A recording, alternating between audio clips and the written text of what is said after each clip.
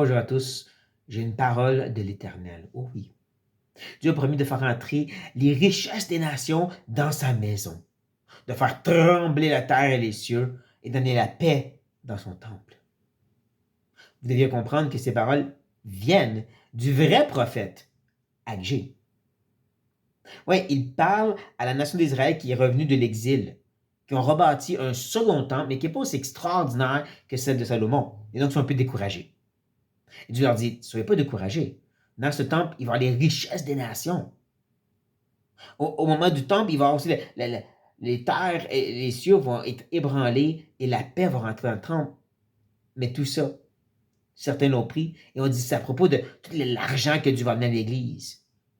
Ou comment Dieu va brasser ta vie et faire des choses extraordinaires pour toi. D'autres l'ont pris puis l'ont parlé du troisième temple qui est en train de se faire bâtir en secret quelque part à Jérusalem.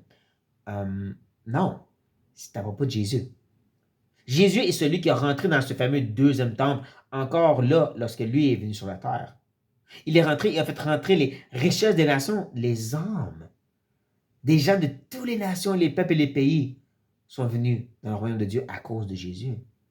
Oui, les cieux ont été ébranlés parce que Dieu est venu parmi nous, il s'est fait homme.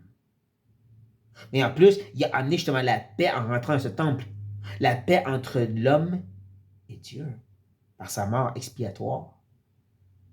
C'est tout à propos de Jésus. Et n'importe quel prophète qui veut vous parler de votre argent et de toutes les choses qui vont se passer dans ta vie manque le plus important. C'est tout à propos de Jésus.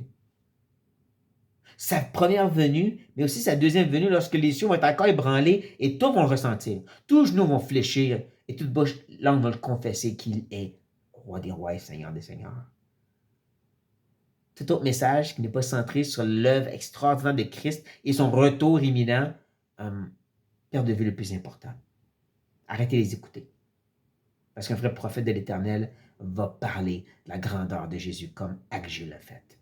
Chers frères et sœurs.